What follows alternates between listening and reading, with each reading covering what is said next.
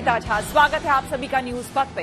राह जिंदगी की हो या खबरों की, उसमें कई मोड़ होते हैं, कई रफ्तार होती है, कई पड़ाव होते हैं। जिंदगी से जुड़ी खबरों के साथ आपको लिए चलेंगे न्यूज पथ पर, लेकिन उससे पहले आपको बता दें कि हॉर्न ओके प्लीज में आज बात होगी दिल्ली और यूपी में लोगों को तेजी से चपेट में ले रहे डेंगू की। सियासी ढाबे में बताएंगे मध्य प्रदेश में उम्मीदवारों पर कांग्रेस ने क्यों लिया यू टर्न। तो सोशल अड्डा में करेंगे किताबों में इंडिया की जगह देश का नाम भारत करने के प्रस्ताव पर मंथन, और प्रगति मार्ग में दिखाएंगे नींद भगाने वाला चश्मा। और आइए शुरू करते हैं न्यूज पथ पर सफर। सबसे पहले आपको दिखाते हैं ऐसी तस्वीरें जिनका जिक्र सरेराह है। ये तस्वीरें सुर्खियों में भी है और सोशल मीडिया पर भी है। इनसे आपका बाखबर होना बेहद जरूरी है, क्योंकि चौराहे पर इन्हीं की चर्चा है। मध्य प्रदेश के कटनी में आम आदमी पार्टी के नेताओं और कार्यकर्ताओं ने जमकर हंगामा किया। पार्टी कार्यालय में कार्यकर्ता नारेबाजी करते और कुर्सियां फेंकते नजर आए। मामला विधानसभा चुनाव के लिए उम्मीदवारों के नाम के ऐलान का था। दरअसल पार्टी ने सिर्फ एक विधानसभा सीट मुड़वारा के उम्मीदवार के नाम का ऐलान किया, जिसे लेकर अन्य विधानसभा के कार्यकर्ता और पदाधिकारियों ने नाराजगी जताई। आम आदमी पार्टी ने मुड़वारा विधानसभा से जिला अध्यक्ष सुनील मिश्रा को अपना उम्मीदवार घोषित किया है। कार्यकर्ताओं की मांग है कि जल्द से जल्द विजय राघवगढ़, बड़वारा और बहोरीबंद विधानसभा के उम्मीदवारों के नाम भी घोषित किए जाएं। सीधी चल रही इस गाड़ी के अचानक बैक गियर में चलने की तस्वीर यूपी के झांसी की है। दरअसल झांसी में मूर्ति विसर्जन के लिए जा रही इस गाड़ी पर डीजे बज रहा था और श्रद्धालु उसके पीछे पीछे चल रहे थे कि तभी अचानक गाड़ी उल्टी दिशा में चल पड़ी, जिससे श्रद्धालुओं में भगदड़ मच गई। राहत की बात ये रही कि तुरंत इस पर काबू पा लिया गया, वरना ड्राइवर की इस लापरवाही की वजह से कोई बड़ा हादसा हो सकता था। रिलायंस इंडस्ट्रीज के चेयरमैन और देश के बड़े उद्योगपति मुकेश अंबानी ने गुजरात के श्री द्वारकाधीश मंदिर में सिर झुकाया। मंदिर के गर्भगृह में विधिवत पूजा अर्चना की। इस दौरान उनके साथ उनके बेटे अनंत अंबानी भी साथ थे। दोनों ने द्वारकाधीश मंदिर में प्रार्थना की और भगवान कृष्ण का आशीर्वाद लिया। उन्होंने कुछ वक्त मंदिर परिसर में भी बिताया। श्री द्वारकाधीश मंदिर गुजरात के द्वारका में है। विधानसभा चुनाव के मद्देनजर राजस्थान के फतेहपुर शेखावटी में पुलिस अधिकारियों ने बाइक रैली का आयोजन किया। मकसद था मतदाताओं को वोटिंग के लिए जागरूक करना और निर्वाचन आयोग द्वारा बनाए गए voter helpline app, know your candidate app और सक्षम जैसे ऐप से ज्यादा लोगों को जोड़ना। हरियाणा के पंचकुला में सड़क के बीचों बीच अजगर रेंगता हुआ नजर आया। इस 12 फुट लंबे अजगर को सड़क पर देखकर गाड़ियां रुक गईं। बाद में जब अजगर जंगल में चला गया तब लोगों ने राहत की सांस ली। घटना पंचकुला के मोरनी इलाके की बताई जा रही है। जिंदगी का सफर सुहाना हो, इसके लिए सावधान रहना जरूरी है। रोजमर्रा के आपाधापी में कुछ देर बैठकर सोचना समझना भी जरूरी है कि आपके आसपास क्या हो रहा है और जो कुछ हो रहा है उससे हमारी जिंदगी, हमारा परिवार कैसे प्रभावित हो सकता है। इसलिए हॉर्न बजाकर बाखबर करने वाली खबर जरूरी होती है। और आज की ये खबर तेजी से फैल रहे डेंगू से जुड़ी है। दिल्ली में इस साल डेंगू के मरीजों का आंकड़ा 5000 तक पहुंच गया है। दिल्ली के करीब नोएडा और गाजियाबाद में भी तस्वीर अलग नहीं है। बताया जा रहा है कि लखनऊ में डेंगू के रोजाना करीब 50 मामले सामने आ रहे हैं। यानी कि इस मौसम में आप जहां भी हो, मच्छरों से बचाव जरूरी है और इसके लिए सावधानी वाला हॉर्न बजाना भी जरूरी है।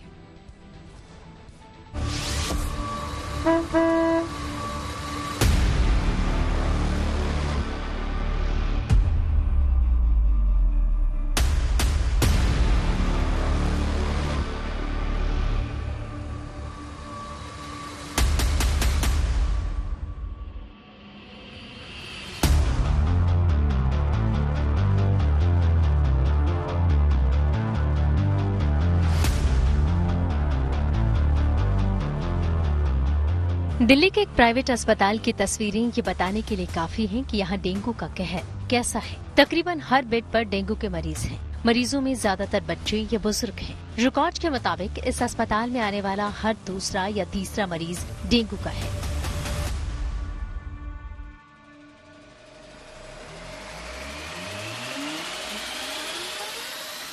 अंदाजा लगाया जा रहा है कि दिल्ली के ज्यादातर अस्पतालों में कमोबेश ऐसी ही सूरत है। यानी डेंगू से मुकाबले के लिए जो भी इंतजाम सरकार की तरफ से किए गए, कहा जा सकता है कि वो नाकाम रहे हैं। शायद यही वजह है कि दिल्ली में डेंगू के मरीजों का आंकड़ा 5000 तक पहुंच गया है, जो पिछले 5 सालों में सबसे ज्यादा है। डेंगू जानलेवा साबित हो सकता है, इसलिए सावधानी जरूरी है। साथ ही डेंगू के मरीजों की तादाद देखते हुए हॉर्न बजाना जरूरी है। दिल्ली में अगस्त के पहले हफ्ते के बाद डेंगू के मरीजों का ऑफिशियल आंकड़ा रिलीज नहीं किया गया, लेकिन जो आंकड़ा सामने आ रहा है उसके मुताबिक दिल्ली में डेंगू के मरीजों का आंकड़ा 5000 तक पहुंच गया है। पिछले हफ्ते डेंगू के 525 मामले दर्ज किए गए। अभी तक डेंगू से सिर्फ एक मौत दर्ज हुई है, जबकि पिछले साल 9 मरीजों की मौत हुई थी। फिर भी इस साल मरीजों की तेजी से बढ़ रही तादाद चिंता का सबब है। ये वार्ड है, ये प्रॉपर डेंगू वार्ड है एक प्राइवेट हॉस्पिटल का, जहां पर हर दूसरा मरीज जो है वो इस वक्त डेंगू का शिकार जो है वो नजर आ रहा है। ज्यादातर अगर बात की जाए तो उसमें बच्चे और मिडिल एज के जो ग्रुप के लोग हैं वो ज्यादातर इसका शिकार जो है वो हो रहे हैं। अभी आप देख सकते हैं ये छोटा बच्चा है। डॉक्टर साहब, कितने मरीज रोजाना जो है वो अभी फिलहाल आ रहे हैं? अप्रोक्स जो है 5 से 7 मरीज जो है आ रहे हैं जो डेंगू पॉजिटिव हो रहे हैं। डेली मरीज? डेली जो है इतने जो है आ रहे हैं 5 से 7 के करीब। किस एज के फैक्टर्स जो है वो सबसे ज्यादा है? एज तो कोई बहुत मेजर फैक्टर नहीं है, बट मिडिल एज और चाइल्डहुड वाले जो है पेशेंट ज्यादा आ रहे हैं। ये कब से बढ़ना शुरू हुआ है? मुझे लग रहा है पिछले 15-20 दिन से जो है केसेस बहुत ज्यादा बढ़ गई है दिल्ली में, और हर अस्पताल में जो है इतनी जो है केसेस बढ़ गई है कि जो है संभालना जो है मुश्किल हो गई है। ज्यादा बारिश और जल जमाव के चलते दिल्ली में मच्छरों से होने वाली बीमारी के फैलने की आशंका शुरू से थी। सरकार और नगर निगम ने इसी हिसाब से तैयारी का दावा भी किया, लेकिन अक्टूबर में तापमान में गिरावट के बावजूद मरीजों की संख्या बेहिसाब बढ़ गई। खुद दिल्ली के उपराज्यपाल ने चिंता जाहिर करते हुए सोशल मीडिया पर लिखा, तापमान में गिरावट के बावजूद दिल्ली में डेंगू के बढ़ते मामले और अस्पतालों में भर्ती होने वालों के आंकड़े चिंताजनक हैं। टेम्परेचर जब लो होता है तो बाहर से मॉस्किटो, एडल्ट मॉस्किटो अंदर की तरफ आता है। उस समय लोगों को सावधान होने की जरूरत है कि अपने खिड़की दरवाजे बंद करके रखें। और ये रिसेंट सर्वे में ये पाया गया है कि लोगों के घरों के अंदर कंटेनर्स में ब्रीडिंग मिले, जैसे मनी प्लांट है, फेंग शुई प्लांट है, वाटर स्टोरेज कंटेनर्स हैं, उसको लोग कवर करके रखें, या रेगुलरली जो साफ कर सकते हैं साफ करें। जैसे वाटर के कूलर हैं, डेजर्ट कूलर हैं, उसमें भी पानी मिल रहा है लोगों को एहतियातन उसको साफ कर देना चाहिए। घर के अंदर ब्रीडिंग नहीं होना चाहिए। घर के अंदर ब्रीडिंग नहीं होगा तो मॉस्किटो नहीं रहेगा तो ये बीमारी फैलने का बिल्कुल खतरा नहीं है। हाँ, टेम्परेचर के साथ जरूर माइग्रेशन हो रहा है। जो बाहर अनुकूल तापमान होता है मच्छर के लिए सितंबर अक्टूबर में, टेम्परेचर गिरने के साथ वो अंदर की तरफ माइग्रेट हो रहा है। दिल्ली के उपराज्यपाल ने बड़े अधिकारियों से बात करके युद्ध स्तर पर काम करने के निर्देश दिए हैं। डेंगू को लेकर चिंता सिर्फ दिल्ली में नहीं, यूपी के कई जिलों मसलन नोएडा, गाजियाबाद, कानपुर और मेरठ में मरीजों का आंकड़ा तेजी से बढ़ रहा है। सबसे खराब हालत लखनऊ में है। यूपी में अब तक डेंगू के 16,000 केस आ चुके हैं, तो वहीं लखनऊ में ये आंकड़ा 1200 पार कर चुका है। यूपी की राजधानी में सरकारी आंकड़ों के मुताबिक 2 मौतें हुई हैं। रिपोर्ट के मुताबिक लखनऊ में हर दिन डेंगू के लगभग 40 मामले सामने आ रहे हैं। केवल डेंगू के वार्ड्स ही नहीं बल्कि जो इमरजेंसी वार्ड्स अस्पतालों के हैं वो भी बुखार के पेशेंट से भर गए हैं, और ये एक रहस्यमयी टाइप का बुखार है जिसमें पेशेंट को अभी ये नहीं पता है कि उसको डेंगू है या नहीं है। आप देखिए लाइन से जितने पेशेंट्स मैं आपको दिखा रहा हूँ, पहली बात ये इमरजेंसी वार्ड है और दूसरी बात ये सभी पेशेंट्स जितने हैं ये सारे बुखार के पेशेंट्स हैं। हालात देखते हुए डेंगू को लेकर यूपी सरकार और प्रशासन अलर्ट है। अस्पतालों में डेंगू वार्ड बनाए गए हैं और डॉक्टर मुस्तैद हैं। मरीज बहुत ज्यादा हैं, लिहाजा कई बार उन्हें बेड के लिए इंतजार करना पड़ रहा है। अच्छी बात यह है कि पिछले साल की तुलना में गंभीर मामले बहुत कम हैं। हम लोगों ने अप्रैल मई में ही एडवाइजरी जारी कर दी थी कि डेंगू होने पे क्या इलाज करना है, क्या नहीं करना है। प्राइवेट डॉक्टर्स और गवर्नमेंट के सारे डॉक्टर्स, पैरामेडिकल स्टाफ की सारी ट्रेनिंग हो गई थी हमारी, जिसमें ट्रीटमेंट प्रोटोकॉल जो कि WHO द्वारा निर्धारित है उनके हिसाब से किस तरह से कौन सी दवाएं किस स्थिति में देनी है और किस स्थिति में रेफर करना है। तो हर टीयर पर रेफरल का पूरा प्रबंध था और हर जगह बेड एस्टेब्लिश थे और मेडिकल और पैरामेडिकल स्टाफ पूरी तरह ट्रेंड था और नोडल ऑफिसर्स नियुक्त थे। यूपी के अलावा बिहार जैसे राज्यों में भी मरीजों का आंकड़ा बहुत ज्यादा है, जहां आंकड़ा 14,000 के आसपास है। यानी इस मौसम में डेंगू का डर हर जगह है, इसलिए इसे लेकर सतर्क रहें। मच्छरों से बचने के लिए फुल स्लीव कपड़े पहने, घर में कहीं भी साफ पानी जमा न होने दें। जहां डेंगू का लार्वा पैदा होता है, घरों में रखे गमलों और बंद पड़े कूलर में मच्छर पनप सकते हैं, इसलिए साफ सफाई का पूरा ध्यान रखें। सावधान रहें और दूसरों को सावधान करने के लिए हॉर्न बजाएं। दिल्ली से सुशांत मेहरा और लखनऊ से समर श्रीवास्तव के साथ bureau report, good news today. Delhi में डेंगू को लेकर हालात कितने चिंताजनक हैं और अस्पतालों में क्या इंतजाम है, इसे लेकर हमने समझा एलएनजेपी अस्पताल के मेडिकल डायरेक्टर सुरेश कुमार से। सर, जो एलएनजेपी की तैयारी है इस वक्त, किस तरीके से तैयारी की गई है, क्योंकि फिर एक बार लग रहा है कि डेंगू के केसेस बढ़ रहे हैं इस वक्त। देखिए, हर साल अक्टूबर और नवंबर में डेंगू के केसेस बढ़ते हैं, क्योंकि वेक्टर बोर्न डिजीज है। काफ़ी सारा जो मॉस्किटो है वो पानी में पनपता है, और इस बार क्योंकि बहुत प्रोलॉन्ग्ड बारिश हुआ है और हमने देखा है कि इस बार जो डेंगू का जो वायरस है वो भी डिफरेंट स्ट्रेन है। डेन 2 के केसेस देखने को मिले हैं, पर ज़्यादातर जो पेशेंट्स हैं वो रिकवर हो रहे हैं। अभी हमारे पास हॉस्पिटल में 15 पेशेंट एडमिट हैं and majority of these patients are recovering, they are doing very well. और इसके साथ साथ हमने पूरी तैयारी की है लोकनायक में। हमारे पास प्लेटलेट का पर्याप्त स्टॉक है, 200 यूनिट से अधिक प्लेटलेट हमारे ब्लड बैंक में हर टाइम रहता है, और बेड्स हमने अलग से फीवर वार्ड की व्यवस्था की है, और अलग से हमने स्क्रीनिंग एरिया रखा है। और हमारी जो पूरी टीम है लोकनायक में वो पूर्ण रूप से तैयार है कि यदि केसेस बढ़ते हैं तो हम उनको अच्छा चिकित्सा मुहैया कराएं, अच्छा उनका देखभाल हो, और ज़्यादातर पेशेंट को किसी भी तरह का प्लेटलेट ट्रांसफ्यूजन का कोई दिक्कत ना हो। डेंगू से बचने के लिए मच्छर से बचना जरूरी है, साथ ही इसके लक्षणों को समझना भी जरूरी है। अचानक तेज बुखार, सिर दर्द, आंखों के पीछे दर्द, थकान और जी मिचलाने जैसे लक्षण हो तो तुरंत डॉक्टर से मिले और जांच कराएं। यहां एक बात और समझनी जरूरी है कि डेंगू उन मरीजों के लिए ज्यादा घातक साबित हो सकता है जिन्हें पहले कभी डेंगू हो चुका है। दूसरी या तीसरी बार डेंगू होने पर मरीजों की हालत ज्यादा बिगड़ रही है। डॉक्टर्स के मुताबिक अगर डेंगू दोबारा होता है तो मल्टीपल ऑर्गन डैमेज का खतरा हो सकता है। इन मरीजों में कैपिलरी लीकेज की संभावना ज्यादा रहती है और कई बार प्लेटलेट चढ़ाने के बाद भी इनकी कंडीशन में सुधार नहीं होता। ऐसे मरीजों के लिए आर्टिफिशियल लाइफ सपोर्ट और वेंटिलेटर ही विकल्प रहता है। इसलिए जिन्हें डेंगू हो चुका है उन्हें ज्यादा सावधान रहना है। डेंगू के मामले में भी आपकी इम्यूनिटी सबसे बड़ा रक्षा कवच है, इसलिए डेंगू के दौरान हेल्दी खाना जरूरी है। तो सुनिए क्या बता रही है डाइटिशियन नमिता नादर। कंडीशन होती है कि आपको भूख लगना बंद हो जाती है, आपकी डाइट बहुत कम हो जाती है, तो ऐसी सिचुएशन में आपको वही खाना खाना चाहिए जिससे आपकी फास्टर रिकवरी हो और आपको अच्छे अमाउंट में एंटीऑक्सीडेंट्स मिले और आपकी बॉडी का इन्फ्लेमेशन कम हो। एंटीऑक्सीडेंट्स के जो मेजर सोर्सेज हैं जो आप ले सकते हैं वो फ्रूट्स, वेजिटेबल्स हैं, लेकिन क्योंकि खाने का मन नहीं करता है तो आप उसको प्यूरी के फॉर्म में इनटेक कर सकते हैं। जैसे जूसेस ले सकते हैं, सूप्स के फॉर्म में ले सकते हैं, या बॉइल्ड एंड स्टीम्ड ले सकते हैं। दूसरी कंडीशन होती है जब आपके प्लेटलेट काउंट डाउन होने लगते हैं और ब्लीडिंग होने के चांसेस होने लगते हैं। उसको ओवरकम करने के लिए आपको बैलेंस डाइट की जरूरत होती है जिसमें आपको सभी चीजें मिले, कार्बोहाइड्रेट, प्रोटीन, अच्छे अमाउंट का फैट, ये सब इनटेक होना चाहिए। लेकिन साथ में आपको ये भी ध्यान रखना है कि आपको ऐसा ही खाना खाना है जो जल्दी डाइजेस्ट हो। ज्यादा fatty food, fried food, oily खाना या हार्ड खाना जैसे राजमा, छोले, काला चना, इन सब चीजों का सेवन आपको नहीं करना है। आपको हल्की दालें जैसे मूंग की दाल, मसूर की दाल, सूप, आलू, शकरकंदी, ऐसी चीजें जिससे आपको ताकत भी मिले और इजी टू डाइजेस्ट हो आपके खाने में, उसका इंटेक करना है।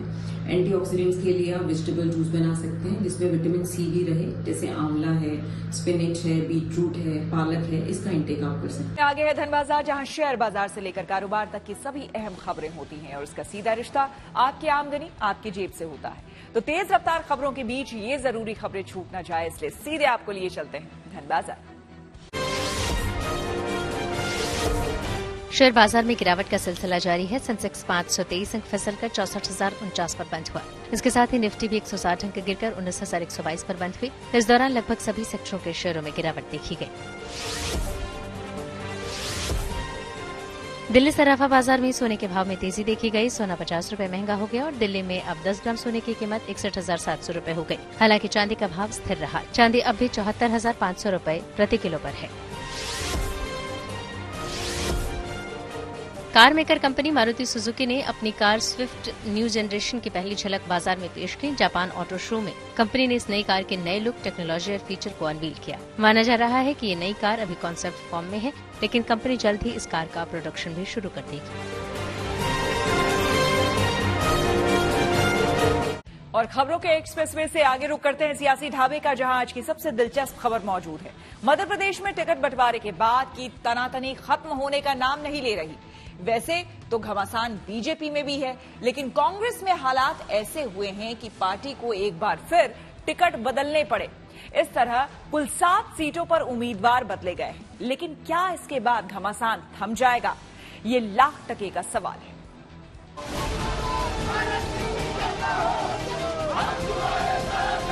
सबसे खराब काम है उम्मीदवार का चयन। अब कांग्रेस बन गई है टिकट बदल कांग्रेस।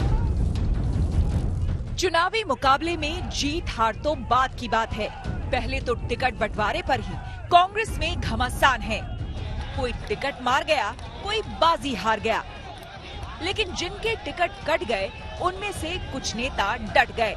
नुकसान ना हो जाए इसलिए कांग्रेस को यू टर्न लेना पड़ा और इस बार फिर 4 उम्मीदवारों का टिकट बदलना पड़ा। पहले मुरैना से अजब सिंह कुशवाहा का नाम लिस्ट से हटा दिया था, लेकिन जबरदस्त विरोध के बाद जब मौजूदा विधायक कुशवाहा ने बीएसपी का दामन थाम लिया तो कांग्रेस को गलती का एहसास हुआ। नई लिस्ट में कुशवाहा को टिकट दे दिया गया है। इसी तरह उज्जैन के बड़नगर से विधायक मुरली मोरवाल को भी टिकट नहीं मिला था, लेकिन भारी विरोध देखते हुए चौथी लिस्ट में उनको भी टिकट दे दिया गया है। नए उम्मीदवारों में नर्मदापुरम से वीरेंद्र बेलवंशी और रतलाम से वीरेंद्र सिंह सोलंकी भी हैं। ध्यान रहे कि विरोध देखते हुए पार्टी इससे पहले भी 3 उम्मीदवार बदल चुकी है। और जब टिकटों को लेके कोलाहल मचा और लोग पहुंचे कमलनाथ जी के पास, तो उन्होंने कहा कपड़े फाड़ना है तो दिग्विजय सिंह के और जयवर्धन सिंह के फाड़ो। तो वो कपड़ा फाड़ कांग्रेस हो गई और उसके बाद अब कांग्रेस बन गई है टिकट बदल कांग्रेस। घबरा के कई जगह कांग्रेस ने टिकट बदल दिए है, तो कांग्रेस की हालत तो बड़ी अजब गजब हो गई है। उम्मीदवार बदलने पर बीजेपी का कांग्रेस पर तंज लाजमी है, लेकिन कांग्रेस की मुश्किल ये है कि टिकट बदलने से भी मुश्किल हल नहीं हुई। मुरैना से जिस उम्मीदवार का टिकट लेकर अजब सिंह कुशवाहा को दिया गया है, अब वो आग बबूला है। अगर टिकट मुझे नहीं देना था तो पहले इनने टिकट दिया क्यों मुझे? टिकट दिया क्यों मुझे? जब मुझे इनने टिकट दिया तो इनने ये मानो कि सुमावली विधानसभा की क्षेत्र की जनता सर्व समाज का अपमान किया है। मेरा समाज कह रहा है, अन्य समाज के लोग भी कह रहे हैं कि आपको चुनाव लड़ना है तो चुनाव लड़ूंगा मैं। जब समाज के लोग बोल रहे हैं तो मैं चुनाव लड़ूंगा बिल्कुल। कांग्रेस कदम फूंक फूंक कर चल रही है, लेकिन टिकट के मामले में रूठने और मनाने का खेल अगर यूं ही चलता रहा तो पार्टी को नुकसान भी हो सकता है, क्योंकि कुछ सीटों पर उम्मीदवार बदलकर पार्टी ने कई और नेताओं की नाराजगी बढ़ा दी है, जो अलग अलग सीटों पर दावेदार हैं और अपना विरोध भी जता चुके हैं। गैरत रखो, धीर रखो। हम लोग सरकार हमारी बनती तो जितने भी हमारे ऐसे लोग हैं जिनके साथ कुछ अन्याय हो भी गया होगा तो उनका पूरा ख्याल रखा जाए। एक तो पार्टी के अंदर की नाराजगी मैनेज करना ही कांग्रेस के लिए मुश्किल काम है, ऊपर से सहयोगी पार्टियां भी टेंशन दे रही हैं। मध्य प्रदेश में अभी तक समाजवादी पार्टी ताल ठोक रही थी, अब जेडीयू भी मुकाबले में आ गई है। 2024 के लोकसभा चुनाव के लिए इंडिया गठबंधन बना है, इसलिए हमारा स्थानीय यूनिट ने फैसला लिया, राष्ट्रीय नेतृत्व ने सहमति दिया, संगठन विस्तार में तो हमारा अधिकार है। और जब हम एनडीए में भी थे तो भाजपा के खिलाफ मणिपुर में चुनाव लड़े और हमारे विधायकों को तोड़ लिया, तो देखिए राजनीतिक श्राप क्या पड़ा है उसको। मध्य प्रदेश में जिस तरीके से इन्होंने उम्मीदवारों की घोषणा की है, ये अपने में दर्शाता है कि मुख्यमंत्री कहते कुछ हैं, करते कुछ हैं। जिस मुहिम को उन्होंने खुद शुरू किया, उस मुहिम को ये स्वयं ही समाप्त करने का प्रयास कर। मध्य प्रदेश में जेडीयू की एंट्री ने चुनावी मुकाबले को उलझा दिया है, क्योंकि कांग्रेस जिसे सीधा मुकाबला समझ रही है वो टेढ़ा भी हो सकता है। हालांकि कांग्रेस को इस बात पर जरूर तसल्ली होगी कि बीजेपी में भी टिकट को लेकर घमासान जारी है।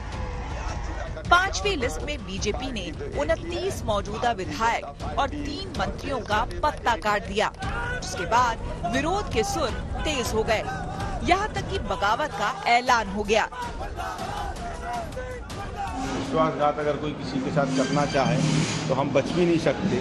तो अगर किया है पार्टी ने तो कोई बात नहीं, हम तो जनता की दम पर थे, जनता की दम पर हैं और जनता की दम पर रहेंगे। मैंने कभी हारा नहीं। ऐसी कौन सी परिस्थितियां पड़ गई, कौन सा वीर योद्धा समझ करके उसको टिकट दिया गया, ये बात मेरे पल्ले नहीं पड़ रही और इसलिए मुझे पीड़ा है। चुनाव में टिकट नहीं मिलने पर नाराजगी बड़ी बात नहीं, बड़ी बात है नाराज नेताओं और कार्यकर्ताओं को समझाकर अपने साथ रखना, जिसमें कांग्रेस और बीजेपी दोनों पार्टियां जुटी हैं। Bureau report, good news today. 22 जनवरी को राम मंदिर के प्राण प्रतिष्ठा कार्यक्रम में शामिल होंगे प्रधानमंत्री नरेंद्र मोदी। आइए आपको सीधे लिए चलते हैं न्यूज एक्सप्रेसवे पर, जहां देश की कुछ और जरूरी खबरें कर रही हैं आपका इंतजार। केंद्र सरकार से किसानों को बड़ी राहत मिली है। सरकार रबी फसलों के लिए अब किसानों को कम कीमत पर उर्वरक मुहैया कराएगी। केंद्रीय बैठक में इस बार के रबी की फसलों के लिए फॉस्फेटिक पर पोषक तत्व को आधार मानकर सब्सिडी की नई दरें तय की गई हैं, जिसके लिए सरकार करीब 22,000 करोड़ रुपए खर्च करेगी।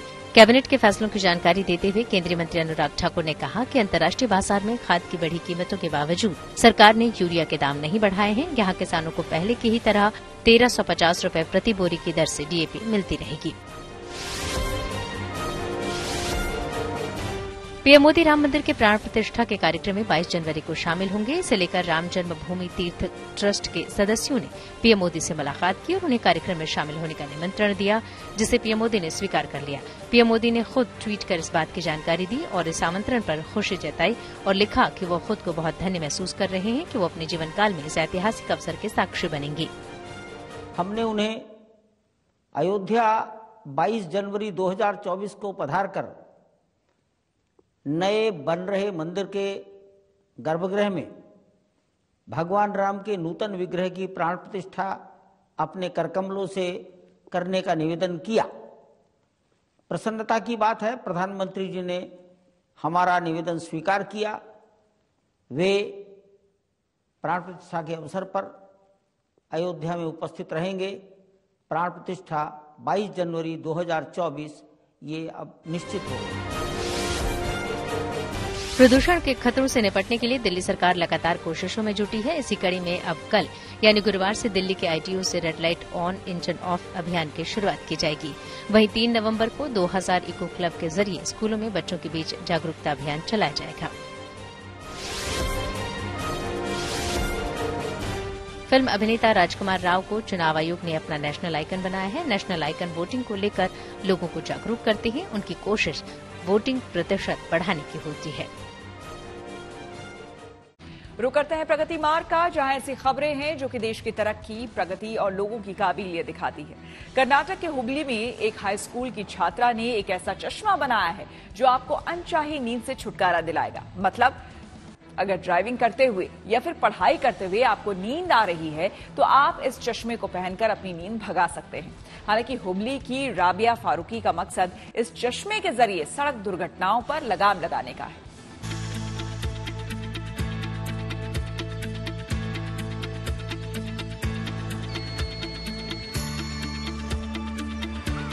ये कोई सामान्य चश्मा नहीं है, ये नींद भगाने वाला चश्मा है। गाड़ी चलाते हुए नींद आ रही हो तो पहन लीजिए। झपकी आते ही चीख चीख कर आपको जगा देगा। प्रतियोगिता परीक्षा की तैयारी कर रहे हैं तो देर रात तक जागकर पढ़ने में आपकी मदद करेगा।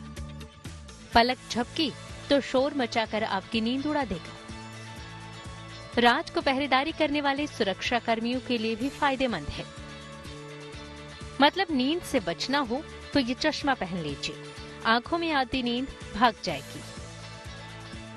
इस करामाती चश्मे को बनाया है कर्नाटक के हुबली में रहने वाली राबिया फारूकी ने।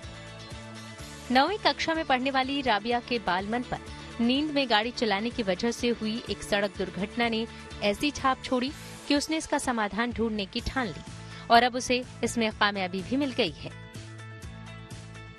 इस खास चश्मे में एक रिचार्जेबल बैटरी और बजर के अलावा एक सेंसर लगा है जो झपकी लेते ही बजर को कमांड देता है।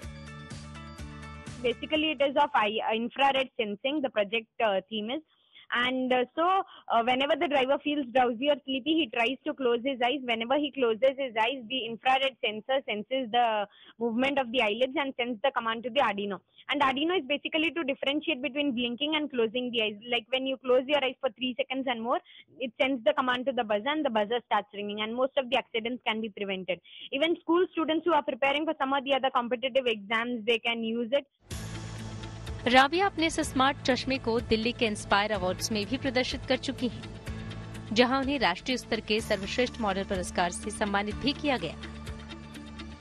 वहां पर एक्सीडेंट देखकर वहां से इंस्पायर हुई होकर उन्हें क्या करी, घर को आकर जरा मैं एक्सीडेंट नहीं हुए जैसा कुछ ना कुछ मैं बनाना कर उसके दिमाग में आने आया, और उन्हें बार बार मुझे ये बोलते गई कि मैं ऐसा कुछ ना कुछ बनाना चाहती हूँ करके।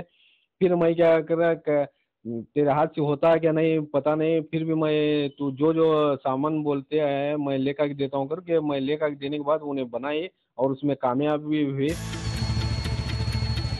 भले ही इस चश्मे को सड़क दुर्घटनाओं को रोकने के मकसद से बनाया गया हो, लेकिन ये छात्रों से लेकर वॉचमैन तक सबके लिए कारगर साबित हो सकता है। लिहाजा देश के बाद अब इस स्मार्ट चश्मे को अंतर्राष्ट्रीय स्तर की विज्ञान प्रदर्शनी में प्रदर्शित करने की तैयारी है। कर्नाटक के हुबली से सगेराज के साथ bureau report, good news today. News पथ के सफर में अब सोशल अड्डा पर थोड़ा सा रुकते हैं, जिसमें आज का मुद्दा देश के नाम से जुड़ा हुआ है। पिछले दिनों दिल्ली में हुए G20 समिट के दौरान देश का नाम बदलने को लेकर हुई चर्चा ने सबका ध्यान खींचा। ये चर्चा इसलिए हुई क्योंकि समिट के दौरान राष्ट्रपति के न्योते से लेकर प्रधानमंत्री की नेम प्लेट पर इंडिया की जगह भारत लिखा गया। फिलहाल अब स्कूल की किताबों में देश का नाम बदलने की सिफारिश की गई है। ये सिफारिश NCERT यानी कि national council of educational research and training की हाई लेवल कमेटी ने की है। समिति के चेयरपर्सन CI आइजैक ने कहा है कि स्कूल पाठ्यक्रम में इंडिया को हटाकर भारत किया जाना चाहिए। आइजैक का मानना है कि भारत युगों पुराना नाम है, जिसका उल्लेख विष्णु पुराण जैसे प्राचीन ग्रंथों में भी मिलता है, जो कि 7000 साल पुराना है। उन्होंने बताया कि इंडिया शब्द का प्रयोग आमतौर पर ईस्ट इंडिया कंपनी की स्थापना और 1757 में पलासी के युद्ध के बाद ही किया गया। इसलिए 7 सदस्यों वाली समिति ने सर्वसम्मति से सुझाव दिया है कि सभी कक्षाओं की किताबों में इंडिया की जगह भारत नाम लिखा जाए। ये समिति उन 25 समितियों में से एक है जो कि NCERT ने साल 2021 में अलग अलग विषयों और थीम्स पर रिपोर्ट तैयार करने के लिए बनाई थी। इसके साथ ही समिति ने एक सिफारिश ये भी की है कि पाठ्यक्रम से एंशिएंट हिस्ट्री यानी कि प्राचीन इतिहास की जगह क्लासिकल हिस्ट्री यानी शास्त्रीय इतिहास पढ़ाया जाए। आइजैक ने कहा है कि अंग्रेजों ने भारतीय इतिहास को 3 हिस्सों में विभाजित किया, प्राचीन, मध्यकालीन और आधुनिक, जिसमें कि भारत को अंधकार में दिखाया गया जो विज्ञान और प्रगति से अनजान था, जबकि उस युग में भारत की उपलब्धियों के कई उदाहरणों में आर्यभट्ट का सौर मॉडल पर काम शामिल है। आइजैक ने बताया कि समिति ने पाठ्य पुस्तकों में हिंदू योद्धाओं की वीर गाथाओं को प्रमुखता से पढ़ाए जाने की भी सिफारिश की है। आइजैक ने कहा कि अभी किताबों में सिर्फ हमारी असफलताओं का जिक्र है, लेकिन मुगलों और सुल्तानों पर हमारी विजय का उल्लेख नहीं है। इसके अलावा समिति ने सभी विषयों के पाठ्यक्रम में IKS यानी कि इंडियन नॉलेज सिस्टम को शामिल करने की भी सिफारिश की है। हालांकि NCERT चेयरमैन दिनेश प्रसाद सकलानी ने साफ किया है कि यह सिर्फ समिति का सुझाव है, अभी इस पर कोई फैसला नहीं लिया गया है। देश के नाम को लेकर आए इस सुझाव पर हमने दिल्ली में कुछ लोगों से बात की और उनकी राय जानी। देखिए, मेरे हिसाब से तो ज़्यादा चेंज नहीं आएगा। अभी भी हम देखते हैं तो काफ़ी जगह भारत ही पढ़ते हैं कि हमारा देश भारत है, तो मेरे हिसाब से कुछ ज़्यादा चेंज नहीं होना चाहिए। बिल्कुल बदलाव आएगा मैम इसमें, क्योंकि स्टूडेंट क्या है, इस टाइम पे जब हम भी छोटे थे तो हमें भी इंडिया मतलब पहले सिखाया जाता था भारत से, जो कि काफ़ी हद तक ठीक नहीं है। बाकी उसमें कोई प्रॉब्लम नहीं थी, बट यही अब भारत अपनी लैंग्वेज में भारत पढ़ेंगे हम, फिर भारत हम सुनेंगे तो हम पूछेंगे भी कि कहाँ से आया नाम, कैसे आया, तो उससे हमें अपनी इंस्टेंट जो चीज़ें वो भी जानने का मौका मिलेगा कि भारत कैसा आया, कहाँ से आया, भारत के नाम से आया, जो भी है। बस यही है, बाकी कोई मैं क्रिटिसाइज नहीं करूँगा इंडिया को, बट भारत मेरी प्रेफरेंस रहेगी पहले। आई लव भारत होना चाहिए मेरे हिसाब से तो, क्योंकि जो इंडियन नाम था वो ब्रिटिश ने दिया था जब हमें रूल कर रहे थे, और भारत एक इंडियन मतलब भारतीय एक नाम है जो भारत सरकार, हम कहते हैं ना भारत सरकार, इंडियन गवर्नमेंट भी चलता है बट भारत सरकार ज़्यादा अच्छा लगता है सुनने में, और इंडियन उसको प्रमोट करता है, क्या कहते हैं, जो हमारी रूट्स हैं है ना, उसको प्रमोट करता है भारत नेम। पहले हमारे जो पूर्वज हैं वो भी भारत और इंडिया पढ़ते थे, हम भी भारत और इंडिया पढ़े हैं, और बच्चे भी आज के हैं वो भी भारत और इंडिया दोनों पढ़ते हैं। Government of India, government of Bharat नहीं कहता है। अभी जो हमारी सरकार है वो चाहती है कि गवर्नमेंट ऑफ इंडिया को हटा के गवर्नमेंट ऑफ भारत कर दे, तो इस पे भारत देश को काफ़ी वर्ड पड़ेगा, इस पे पैसे का खर्च आएगा, बहुत चीज़ें बदलनी होगी। जैसे इंडियन रेलवेज़ है उसको भारतीय रेलवे करना होगा, रिजर्व बैंक ऑफ इंडिया है उसको रिजर्व बैंक ऑफ भारत करना होगा, तो इससे बहुत खर्चा पड़ेगा। तो इसमें मोदी जी को नहीं पढ़ना चाहिए था, और कोई बुराई नहीं है इंडिया में, अगर हमारा गवर्नमेंट ऑफ इंडिया है तो भी बेहतर है और गवर्नमेंट ऑफ भारत है तो भी बेहतर है। भारत हमारा एक हिंदी नाम है, पर इंडिया तो मतलब चला आ रहा है, तो ये मतलब क्या चाहते हैं, मतलब इंडिया और भारत करने से क्या कल्चर बदल जाएगा, कि क्या ये चीजें बदल जाएगी? नाम बदलने थोड़ी, कोई चीज आप ऐसी करो ताकि लोगों को उसका फायदा मिले, बदलने से क्या होगा? आप हर चीज बदलोगे तो क्या होगा? इंडिया भारत, वो हिंदी पहले नहीं थी क्या? हिंदी पहले नहीं थी क्या? कि इंग्लिश पहले नहीं थी? सब चीजें थी ना। 30 अक्टूबर को होगा एप्पल का मेगा इवेंट, तो टेक्नोलॉजी से जुड़ी ऐसी ही हर एक जरूरी खबर को जानने और समझने के लिए आपको लिए चलते हैं डिजिटल गली। एप्पल का 30 अक्टूबर को मेगा इवेंट होने जा रहा है। कंपनी ने वर्चुअल इस इवेंट को स्केरी फास्ट टैगलाइन दिया है। खबर है कि कंपनी इस इवेंट में अपने यूजर्स के लिए मैकबुक प्रो मॉडल्स और नए iMac का ऐलान कर सकती है। इसके साथ ही कंपनी इस इवेंट में अपने नए प्रोसेसर M3 का भी ऐलान कर सकती है। गूगल प्ले प्रोटेक्ट ने सैमसंग यूजर्स को हार्मफुल ऐप्स को लेकर चेतावनी दी है, जिसमें यूजर्स को बताया गया है कि उनके फोन से डेटा चोरी किया जा रहा है। हाल ही में गूगल प्ले प्रोटेक्ट ने सैमसंग यूजर्स को बताया था कि मैसेजेस और वॉलेट ऐप मोबाइल फोन से डेटा चुरा रहे हैं। गूगल प्ले प्रोटेक्ट एक सिक्योरिटी फीचर है जो एंड्रॉइड स्मार्टफोन में कंपनी ने दिया है, और ये गूगल प्ले स्टोर पर हार्मफुल ऐप्स की जाँच करता है। मेटा अपने instant messaging app WhatsApp channel में नए फीचर ऐड करने की तैयारी में है। खबर है कि व्हाट्सएप अपने यूजर्स को चैनल पर फॉलोअर्स और एंगेजमेंट बढ़ाने के लिए 2 नए फीचर देने जा रही है। फिलहाल व्हाट्सएप चैनल पर क्रिएटर्स और सेलेब्स बिना नंबर शेयर किए लोगों से जुड़ रहे हैं।